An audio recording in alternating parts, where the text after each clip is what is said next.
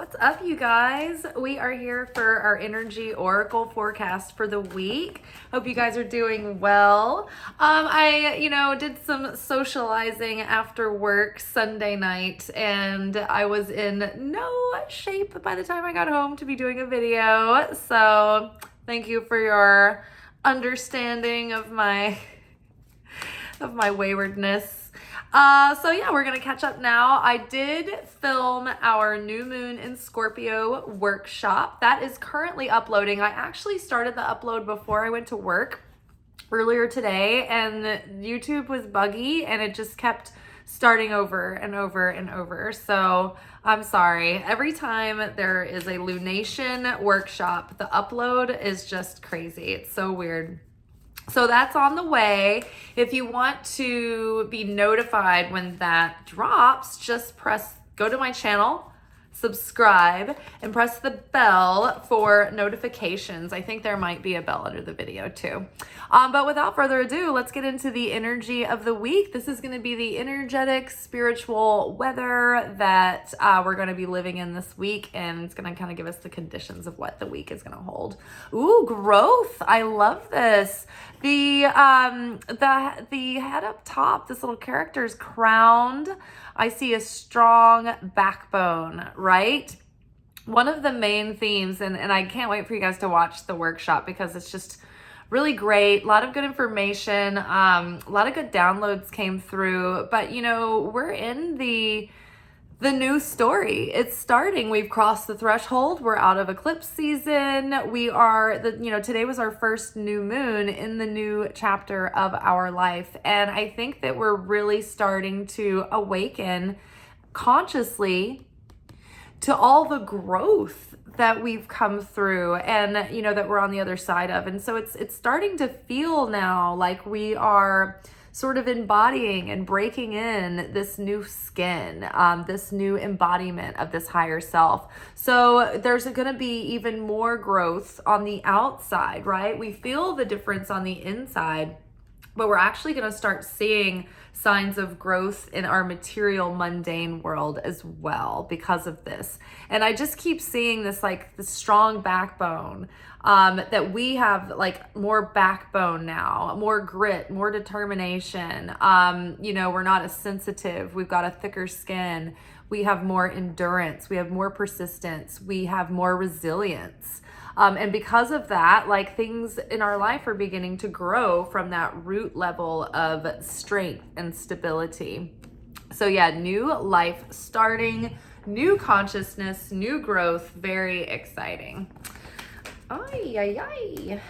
Let's see. Ooh, ego. Okay. So, one of the themes that we've talked about in the workshop was that revelations are coming through of, the parts of ourselves that we're just ready to be done with, where we've grown past, these parts of our ego, these negative shells that just keep us small. They keep us circling through cycles of, stubbornness and bitterness and, what have you. Whatever the ego does, a lot of times the ego makes us small and helpless and makes us a victim, right? The ego can do that every bit as much as the ego can make us grandiose and better than. And so if you catch yourself thinking that you're not good enough, that's the ego too. It's just messing with you in a different way. So the things like our perceptions in that way and those parts of the ego are going to be shown to us, are going to be made more clear. And so we're going to be able to steer around that more, but we're just over like that kind of thinking and behavior. And it's like, we're really ready to shake it off and not bring these aspects with us into this new chapter. And it's not to say that we're ever permanently like over certain things, but we're definitely making leaps and bounds. And so ego healing is coming up. But that also means that you might feel triggered at different times of the week. And so if you catch yourself getting salty, crusty about things, like look at that attitude and question it. And sometimes, you can reevaluate the situation. You're like, am I still mad about the past and that's not even relevant anymore? maybe things are different now and things are changing and you haven't realized the shift yet. And so maybe you're still upset because you're still basing your mood on, how it was and how it has been. And, things might be improving and you might just need to shake that old, energy off and open yourself up to like what is current, what's in the present, what is new, what's forming. And so that Scorpio new moon is all about transforming and letting die away what is preventing anything from our new cycle starting and, going off in a positive direction. My hair. Okay. Let's see, improve. Okay, so I love this. This is because we're seeing all of this that we want to improve. We're starting to perceive things in a more positive way and with more beauty. We're starting to speak about things in a more positive way. We're clear about what we want to manifest. And so we're not getting like accidentally on autopilot, obsessing and focusing and thinking about what we don't want anymore. We're thinking and focusing and putting our intention and speaking about the life that we are creating and calling in. Because right now we're in seed level energy to manifest with. And so it's important that we cultivate a sense of, expanded vision and abundance and confidence and start speaking your blessings and naming them and claiming them and speaking them to life.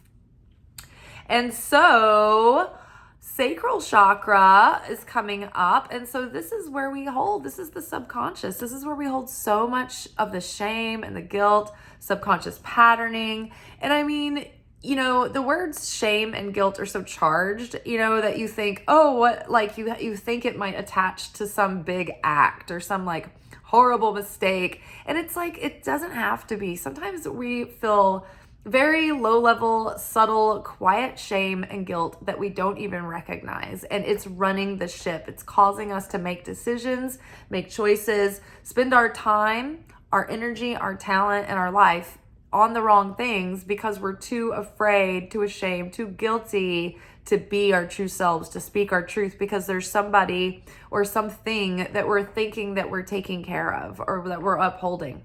So all of these false beliefs and systems of, security that aren't real, they're all coming crashing down. Tower card moment, big time.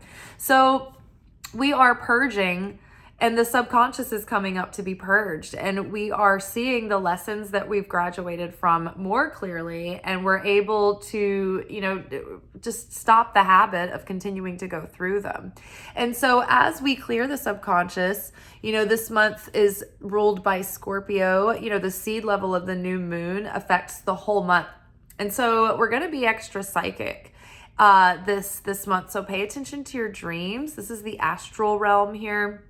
This is where, we are connected to our dreams through that chakra. And so paying attention to our nightly dreams, they might be giving us guidance or messages. A great website that I use to interpret my dreams is dreammoods.com. It's a really rudimentary website, but there's an A to Z dream dictionary, and that's the only part of the website that works. So just use that, but it's incredible. It's got like the messages always ring true.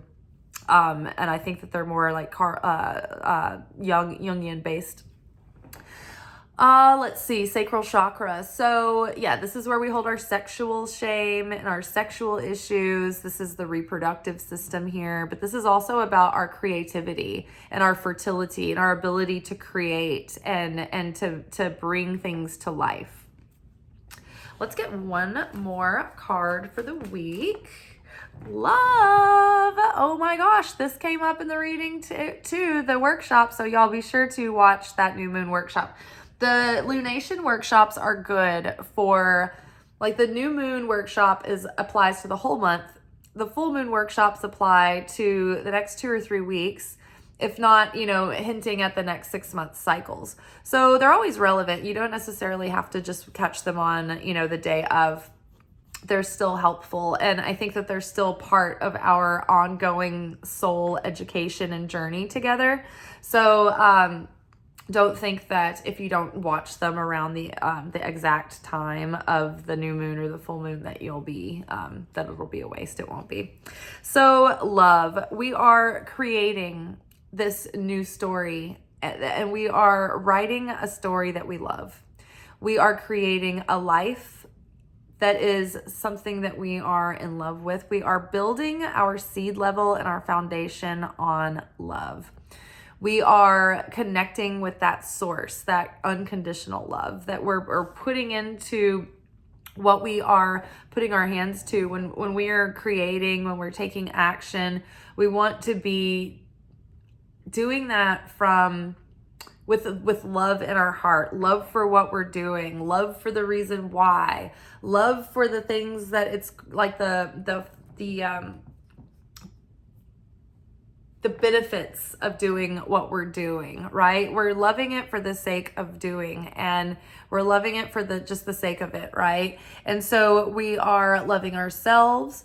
We are appreciating the people that are in our lives that we love more and on a deeper level. And we're calling in new love and new friends and new cycles and maybe even a new love, like a new love interest. If you're already in a relationship, that can mean that you are going deeper and a new level and a new cycle of your relationship is going to be starting. But I think overall, this is like love blossoming in our life. And finally, our life is taking a turn, and we're really going to start loving and feeling very fulfilled with, our day to day. It's like create a life that you love, that you're in love with. Only you can do that. It's not just going to happen by accident. You have to really intentionally curate and figure out how you spend your time and your money and your resources. All of those things are finite. And so we want to direct them towards the things that are truly fulfilling and stop spending our energy and our wills and our willpower and our time on things that don't fill us with love, right? So we want to start really just saturating our consciousness, our thoughts, our minds, everything. We want to be in pure vibration with love. The opposite of love is not hate, but it's fear. Like we are in a state of consciousness of love or fear at any given time. And it's like, how are you responding? What are you responding to? That's why we want to be coming from a state of cause consciousness instead of effect consciousness, because we want to build affinity with the light of the creator, right? Well, the creator is coming from cause consciousness. You can't change the creator. The creator doesn't react. The creator isn't affected by anything, right? But the opponent is like based in fear, right? And the opponent wants you to be in effect consciousness and respond to your fear and be triggered by your fear and react according to your base instincts, right? So really, the more that we align ourselves with the light of the creator, it's like the more we also align ourselves with love, and then we distance ourselves from fear. We actually rise above our fears, and we're able to face them and take all their power away and turn them on their heads. And so that's the work of spiritual alchemy. It's like when we break through a fear, it's permanent. You begin to embody it, more and more every time you face it. And you are transmuting that darkness into love, into light that is going to perpetuate through the cosmos. It's forever have you made an impact that has been positive. So I hope that we have a good week ahead of us. I think we will. I will catch up with our anchor message tomorrow. Otherwise, y'all be good, but not too good. Ciao.